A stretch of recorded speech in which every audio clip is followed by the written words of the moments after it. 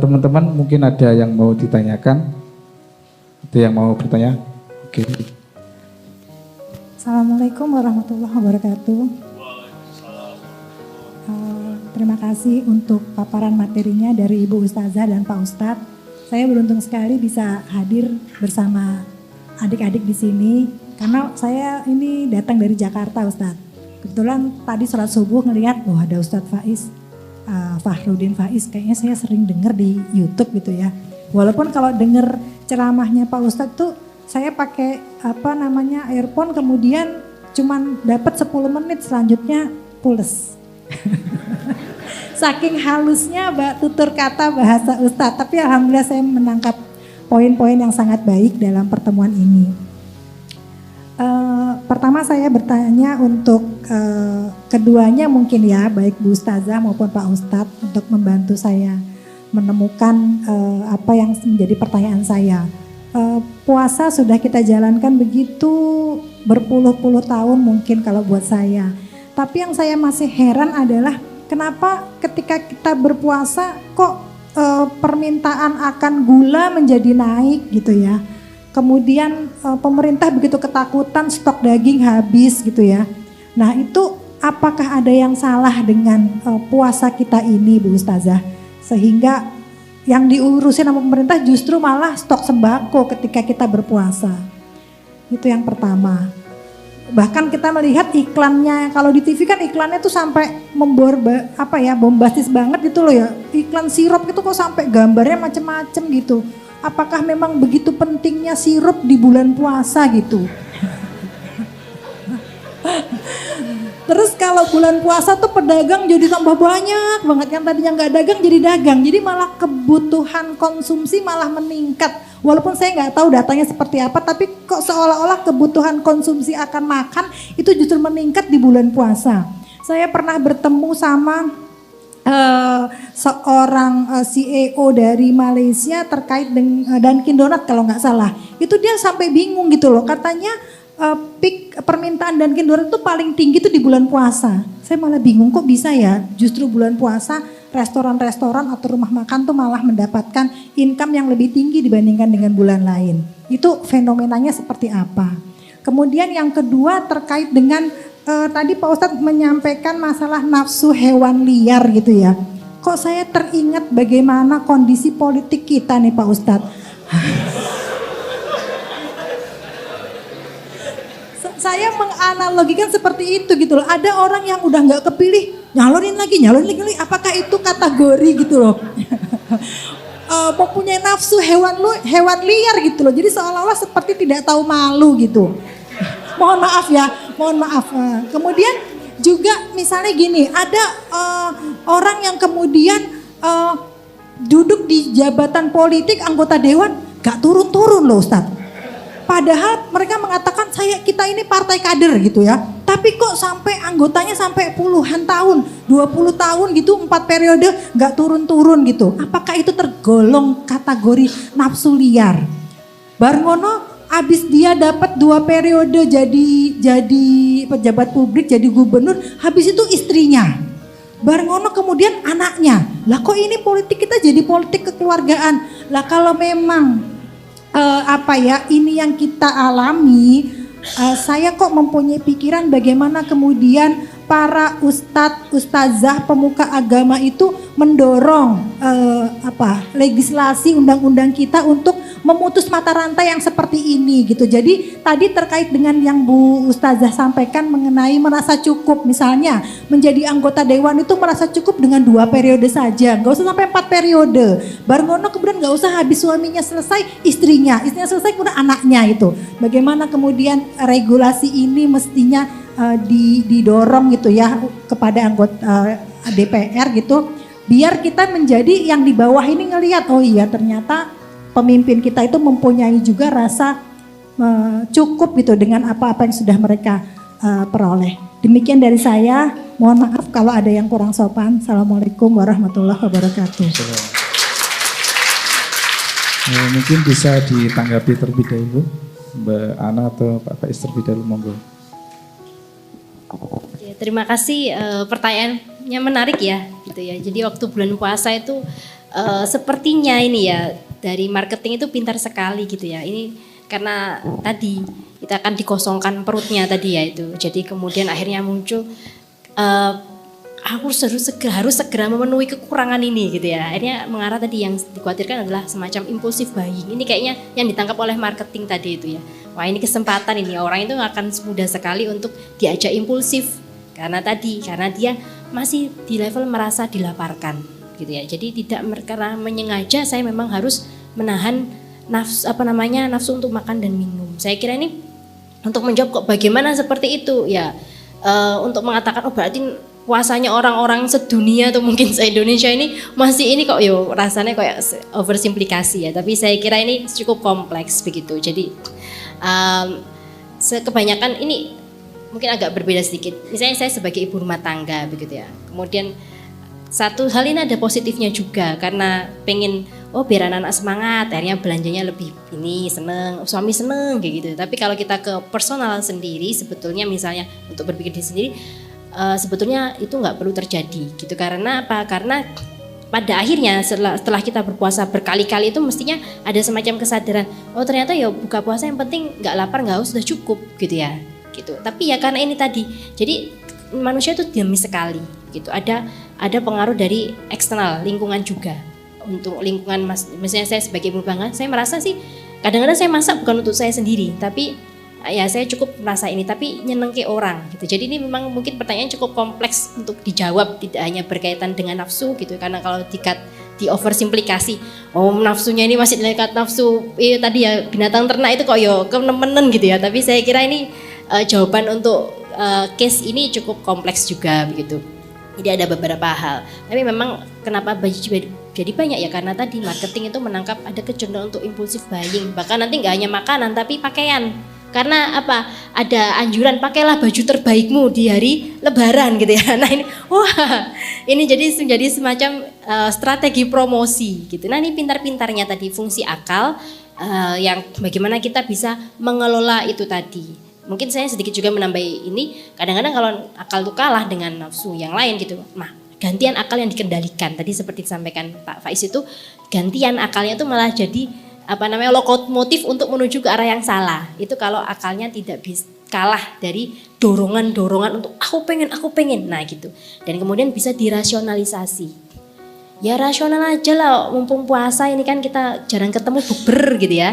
Bukber biasanya di warteg ya bosen ya, masa di restoran lah gitu ya. Ini kan rasionalisasi. Jadi mungkin semacam itu dinamikanya untuk pertanyaan pertama. Lanjut dulu atau yang kedua? Yang kedua tadi bagaimana kalau itu dikaitkan dengan misalnya fenomena politik saat ini gitu ya, artinya tidak ada habisnya untuk menunjukkan eksistensi dirinya begitu ya, untuk mengalahkan yang lain begitu. Ya kalau di ini kan mungkin ya merasa belum cukup, mungkin iya bisa, tapi sekali lagi kalau kita masuk ke konteks ini, jadi kalau saya hubungkan dengan konteks hierarki needs gitu ya, sebelum aktualisasi diri itu ada self esteem levelnya, itu harga diri. Harga diri itu apa? Harga diri itu kalau di psikologi artinya bagaimana seberapa baik kita menilai diri kita sendiri gitu. Nah, orang yang dengan self esteemnya rendah, dia tuh nggak yakin dengan nilai dirinya. Dia butuh pengakuan. Nah, kadang-kadang coba kita introspeksi. Selama ini saya berusaha mencari membuktikan diri melalui kompetisi atau prestasi gitu ya. Itu sebetulnya apakah karena saya sudah merasa baik menilai diri saya sendiri, kemudian saya ingin bermanfaat orang lain, ataukah untuk mengukuhkan, aku ternyata bisa gitu ya. Nah ini berarti memang dia masih berorientasi tadi, kebutuhan yang muncul karena merasa kurang gitu. Jadi self esteemnya itu yang dia masih merasa butuh pengakuan untuk membuat dia menilai dirinya baik. Itu self esteem yang rendah. Nah, kalau di hierarki Maslow itu untuk mencapai yang aktualisasi diri, yang hierarki paling tinggi itu orang udah nggak memikirkan tentang dirinya sendiri, gitu ya. Dia sudah merasa puas, cukup. Dia justru ingin melakukan atau menghasilkan sesuatu yang orientasinya bukan diri sendiri tapi untuk orang lain. Karena apa? Karena hierarki needs Maslow gitu ya. Mungkin teman-teman dari psikologi ini adalah konsep yang sangat populer ya, biasanya di AMT atau Achievement Motivation Training itu kepake terus. Tapi pada dasarnya sebetulnya konsep ini tuh mengajarkan kita untuk peduli pada banyak orang, untuk menjadi orang yang paripurna. Karena apa? Karena Maslow itu membuat konsep ini, dia belajar dari tokoh-tokoh hebat. Tokoh-tokoh hebat di dunia itu apa yang membedakan dengan orang lain? Ternyata mereka bukan lagi orang yang berorientasi pada dirinya sendiri, mereka sudah bisa merasa cukup dengan dirinya, kemudian mereka berpikir apa yang bisa saya kasih untuk orang lain, dan mereka berorientasi pada nilai-nilai kebaikan gitu. Jadi kalau dari sudut pandang psikologi saya kira ini masih belum selesai, masih belum merasa cukup untuk memastikan self esteem saya sudah cukup baik gitu ya. Jadi belum, jadi merasa, karena dia berpikir kalau saya nggak punya sesuatu, apa yang bisa saya banggakan? Bagaimana saya bisa berdiri tegak di depan orang lain? Orang seperti ini mestinya kalau mendapatkan perlakuan sedikit dianggap biasa udah sakit hati. Dia mesti merasa ingin, wah aku tuh anggota DPR berapa periode kok disuruh duduk di belakang kalau sholat. Nah memang telat gitu ya, tapi nggak mau. Mungkin bahkan pengennya jadi imam aja gitu ya. Seperti itu. Oke, ngapunten monggo Bapak. Oke, langsung saja saya nambah sedikit saja dari Bu Ana tadi. Saya mau masuk ke saja. Padahal kita kan tahu tadi yang disampaikan oleh Ibu tadi, bahwa puasa itu ya seharusnya tidak begitu, politik itu seharusnya tidak begitu. Kenapa bisa begitu? Menurut saya antara lain akarnya adalah mindset kita, baik tentang puasa maupun tentang politik. Jadi selain yang disampaikan Bu Ana tadi, mungkin ada mindset itu cara berpikir yang menurut saya tidak pas, yang sering kita praktekkan sehari-hari. Misalnya begini, puasa ini kita kan memahami puasa itu biasanya definisinya menahan. Tapi sebenarnya kan puasa itu menahan untuk melatih diri. Sehingga selepas puasa kita tetap bisa jadi orang yang kuat, yang tahan. Tapi mindset kita kadang-kadang memposisikan puasa itu bukan menahan untuk melatih diri, tapi menahan untuk menunda. Atau menahan untuk melampiaskan. Sehingga sejak pagi sampai maghrib yang ada di pikiran kita, nanti bukanya apa, dalam rangka apa. Sekarang saya lapar ini, berarti nanti maghrib harus melampiaskan. Jadi ini yang bahasa saya mindset. Yang harusnya menahan untuk melatih diri jadi kuat, tapi akhirnya menahan untuk melampiaskan. Jadi puasa kita ini bukan menahan lapar dan haus, tapi menunda lapar dan haus. Ini yang menurut saya penting kita ubah sejak sekarang. Karena pengeluaran biasanya double kalau bulan Ramadan dibandingkan bulan biasa. Wong biasanya di angkringan cukup, sekarang nyari yang lebih mewah misalnya. Nah, itu berarti memang menahan untuk melampiaskan. Malah jatuhnya lebih banyak. Kita juga kadang lihat orang puasa itu kan terus kasihan. Karena kasihan ya bukannya harus lebih mewah. Padahal puasa mungkin tidak terlalu pas dimaknai sebagai kasihan. Mungkin kalau sukses puasa ya bukan kasihan, tapi bahasa saya kebanggaan. Kalau kasihan nanti di maghrib buka puasa kita beri sebanyak-banyaknya sebagai kompensasi rasa kasihan. Tapi kalau kebanggaan begitu maghrib kita kasih jempol. Tidak kita runtuhkan kebanggaan dia mampu menahan puasa dengan menu-menu yang berlebihan, yang mengalahkan menu setiap harinya. Nah ini menurut saya ya penting kita latihan mindset. Jadi cara berpikir, cara kita menanggapi puasa. Selama ini mungkin ada beberapa yang meleset. Persis sama seperti politik tadi. Banyak orang mempersepsi jabatan itu sebagai keuntungan, sebagai kehormatan, sebagai disampaikan Bu Ana tadi, sebagai status sosial, bahkan sebagai kekayaan. Kapan lagi aku bisa kaya kalau jadi guru, jadi PNS paling berapa, jadi DPR berapa dapatnya. Ini kan mindset. Akhirnya tidak mau berhenti jadi DPR, pingin terus. Kenapa? Dapat kekayaan terus. Pemimpin juga begitu. Ketika dia jadi pimpinan, dia memaknainya, mindsetnya pimpinan itu kan bukan amanat untuk ngatur umat. Bukan tanggung jawab besar yang saya ini berat ini nanti. Yang dipikir apa? Saya dapat keuntungan, kehormatan, status sosial tadi. Jadi kepemimpinan dimaknai kekuasaan akhirnya. Ketika saya menguasai, saya bisa ngatur mengarah pada keuntunganku. Makanya orang terus pingin terus-terusan. Makanya di Jawa itu ada istilah wanito. Wanito itu terus diasosiasikan dengan perempuan. Yang ini membuat beberapa feminis tidak setuju. Karena definisinya wanito itu wani ditoto. Padahal menumbuhkan jiwa yang siap diatur itu jauh lebih berat daripada melatih jiwa untuk ngatur. Kalau sekedar ngatur aku iso, apalagi merentah-merentah. Tapi jiwa yang terbuka siap diatur itu berat. Nah, orang kenapa lebih milih jadi pimpinan saja? Karena di pimpinan saya kuasa dan saya yang ngatur, lainnya harus ikut saya saja. Kesenangan ini yang membuat orang tidak ingin berhenti. Sebagaimana makan yang membuat orang tidak ingin berhenti, kekuasaan juga membuat orang tidak ingin berhenti. Kekuasaan dimaknai lebih sebagai nikmat. Kalau ulama-ulama zaman dulu, beberapa khalifah itu ya, kekuasaan itu bukan nikmat tapi amanat.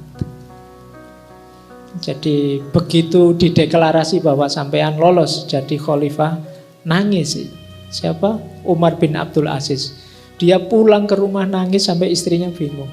Dia saat itu juga ceramah di depan umat, wahai orang-orang, sampean salah milih saya, coba pilihan lagi, jangan saya. Itu Umar bin Abdul Aziz. Karena dia tahu jabatan kepemimpinan itu amanat yang sangat berat. Tapi hari ini banyak mindset kita di antara kita memaknai jabatan itu nikmat, sehingga begitu jelas, wah jadi saya, terus sujud syukur. Sujud syukur itu kan simbol nikmat. Ini yang saya sebut mindsetnya opo yo pas. Karena itu bukan nikmat tapi amanat. Amanat itu beban. Loh Pak, saya sujud syukur karena dikasih beban itu, opo yo no. Sujud syukur kok dikasih beban, kok sujud syukur itu. Jadi ini yang saya sebut mindset. Ayolah kita bereskan mindset kita. Ada yang begitu ya, tapi semoga kita tidak begitu nanti. Mungkin di antara yang hadir sore hari ini ada calon DPR, calon MPR, calon gubernur, presiden. Coba belajar dari khalifah-khalifah utama yang besar. Dalam sejarah Islam kan banyak itu. Dua Umar kita, Umar bin Khattab dan Umar bin Abdul Aziz, itu bisa jadi sampel. Bagaimana mengelola kekuasaan secara amanah.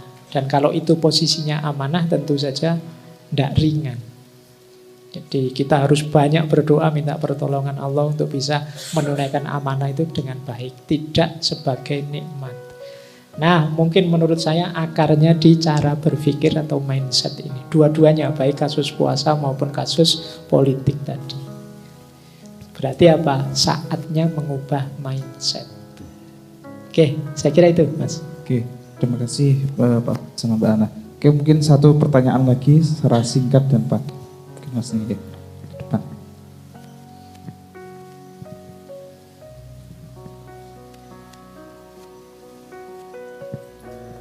Assalamualaikum warahmatullahi wabarakatuh.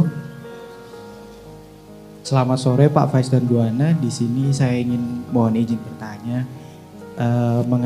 Mungkin tidak bertanya sih, tapi meminta tips tentang mengelola kemarahan ya, terutama, dan mengendalikan emosi.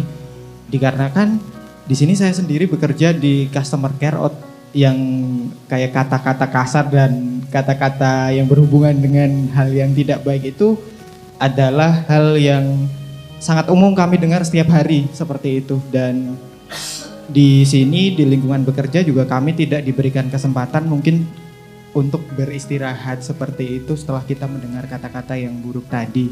Dan ibaratnya kita ketika setelah mendengar kata-kata tersebut atau setelah mendapat komplain tersebut, kita harus oke lagi dan harus bekerja lagi seperti biasa, seperti itu. Mungkin untuk di bulan puasa seperti ini, seperti yang Ibu Ana sampaikan tadi, mungkin memang komplain tidak sebanyak ketika hari-hari biasa dan kita secara lebih mudah dalam menangani hal-hal tersebut gitu.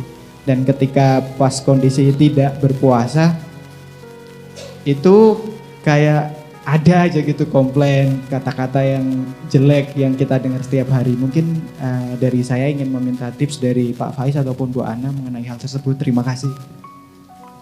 Monggo bisa beri tips karena mintanya tips. Terima kasih pertanyaannya. Baik, saya salut sekali ya sebagai kalau melihat kerjaannya customer service nggih, bagian customer service officer itu luar biasa karena jelas pelanggan itu yang ngomongnya sembarangan ya. Udah emosi dulu, udah marah duluan gitu ya, walaupun kadang belum tentu salahnya ini penyedia jasa begitu. Nah, yang saya syukuri kalau jenengan masih di sini dan masih bisa ketawa terus gitu ya dan kemudian bertahan tuh alhamdulillah bisa mengatasi potensi burnout yang mungkin terjadi. Jadi kondisi seperti itu sangat rentan sekali untuk mengarah pada burnout, keletihan mental dan fisik itu salah satu hal yang belakangan ini tuh kita coba banyak yang menggali begitu ya, karena ada kondisi. Tapi Anda di sini Anda berarti luar biasa, Anda sudah bisa mengelola itu tadi sumber stresnya, kemudian ini dibawa ketawa aja, dibawa senyum aja gitu. Nah, saya ingin meminjam tadi istilah Pak Faiz tadi mindset gitu ya. Nah, mindsetnya gitu ya, mungkin barangkali Anda main mindset juga ketika menghadapi customer seperti itu. Nah, lihatlah dia sebagai orang yang tidak tahu gitu ya. Lihat, jadi Anda yang tahu, dia tidak tahu begitu. Ini seperti hanya kita kayak ngadepin anak kecil gitu ya. Anak kecil kalau nggak tahu ya kita kasih tahu dengan pelan-pelan. Nggak mungkin kita akan bentak. Bukan melihat dia sebagai seorang penyerang.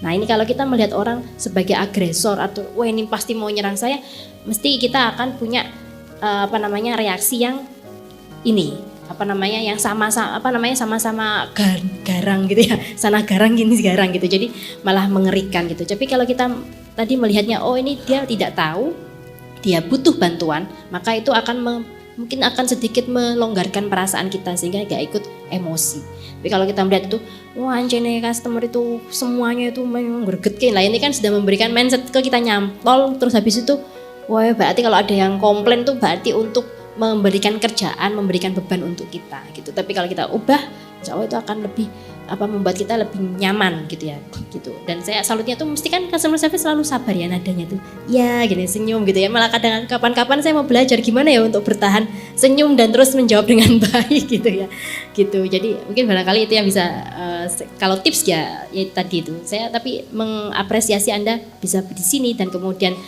artinya gini, kalau orang terjebak burnout itu bahkan untuk melakukan aktivitas lain itu dia udah males, tapi Anda di sini di kajian ini berarti Anda sukses mengatasi sumber-sumber stres tersebut. Matur suwun. Baik, saya tambah sedikit saja. Tadi sudah dari Ibu Ana, karena memang kuncinya diri kita sendiri. Sampean sudah sukses itu. Saya tidak jamin saya kalau di posisi sampean sesabar itu, karena tidak gampang-gampang begitu. Ya kalau sesuai hadisnya Nabi tadi yang disampaikan Bu Ana, kalau merasa sedang marah, kalau sedang berdiri duduklah, kalau sedang duduk berbaringlah, kalau sedang berbaring kalau tidak ya wudulah, sholatlah dan lain sebagainya. Pokoknya intinya mundur sebentar. Jadi mungkin sambil telepon kok pas duduk ya berbaring. Bosmu ngamuk-ngamuk itu ngapain kerja sambil berbaring? Ini marah saya Pak. Ya kamu atur strategi sendiri untuk pendinginan ya. Ada rumus begini sering saya sampaikan juga ke teman-teman. Buruknya orang lain, jeleknya orang lain jangan sampai menjadi pemicu buruknya kita juga. Orang lain ngamuk-ngamuk tidak tahu diri, jangan sampai kita juga sebaliknya begitu. Itu berarti kita terpicu, terpancing. Orang lain maki-maki tidak kuat saya Pak, maki-makiannya saya maki-maki juga, itu berarti kita terpancing. Orang lain yang buruk sebenarnya itu urusan dia, tapi begitu kita ikut buruk, dia sukses membuat kita jadi orang buruk. Itu boleh diingat-ingat. Wah ini orang ini gimana sih? Ya sudahlah, senyumin saja. Jadi saya kira dari saya itu. Cuma saya tutup dengan cerita. Saya pernah ada satu pengalaman persis sama menjelang buka puasa seperti ini. Tapi ya saya tidak tahu itu menanggapinya harus marah atau harus senyum. Ini sebelum 10 tahun ini, jadi sebelum ada ngaji filsafat, saya masih dosen-dosen baru itu. Satu ketika saya diundang kajian takjilan seperti ini menjelang buka puasa. Kok ya saya itu tepat waktu. Undangan jam 4, saya datang jam 4. Kalau kalian kan diumumkan 4:30 kan ke sini jam 4:30. Kalau saya on time, tepat waktu. Masjidnya masih sepi, tidak ada siapa-siapa. Ya tak tunggu sambil nongkrong depan masjid, wong tidak ada siapa-siapa. Tiba-tiba hadir seorang takmir, beres-beres, terus noto tiker, dan saya dimarahi. Mas, kok duduk-duduk aja, mbok kita dibantu, bantu noto-noto tiker ini loh. Ini mau ada pengajian, sampean malah duduk-duduk aja, dibantu dong. Ya wes. Iya saya. Akhirnya ya aku ngalah, yuk tak bantu yuk biar cepat selesai. Jadi ustadznya ngewangi noto kloso itu tadi. Jadi itu kalau saya marah kan malah jadi tidak karu-karuan. Saya narasumbernya loh, dia langsung pucet kan, ya wes ayo tak bantu noto kloso. Itu kan momen. Jadi dia seperti Bu Ana tadi, dia tidak tahu kok kalau tak marahi malah blunder. Dia tidak tahu apa-apa, dia nanti bisa jadi sangat bersalah. Jadi disenyumin saja, dinikmati saja. Coba dibaca momen marahnya orang itu sebagai yang lucu. Kayak kamu punya adik balita terus minta aneh-aneh sampai nangis, sampai gulung-gulung, itu kan dia nangis-nangis gulung-gulung kan enggak terus kita ikut-ikutan nangis gulung-gulung. Nah, kita ketawa saja lihat dia begitu karena kita ngerti dia enggak tahu. Jadi aslinya hanya kita yang tahu. Yeah. Baik, saya kira itu dari saya karena tadi terakhir nggih. Monggo. Oke, terima kasih. Mungkin ini pertanyaan terakhir ya, karena memang keterbatasan waktu. Kita nanti bertemu di hari esok. Kita bertemu juga pada Pak Faiz dan Mbak Maria Fauzi. Oke, terima kasih kepada Mbak Ana sama Mbak Faiz yang telah memberikan banyak ilmu sore hari ini. Banyak bekal yang bisa kita aplikasikan untuk menambah puasa kita lebih sempurna seperti itu. Oke. Beri tepuk tangan untuk Mbak Ana sama Pak Faiz.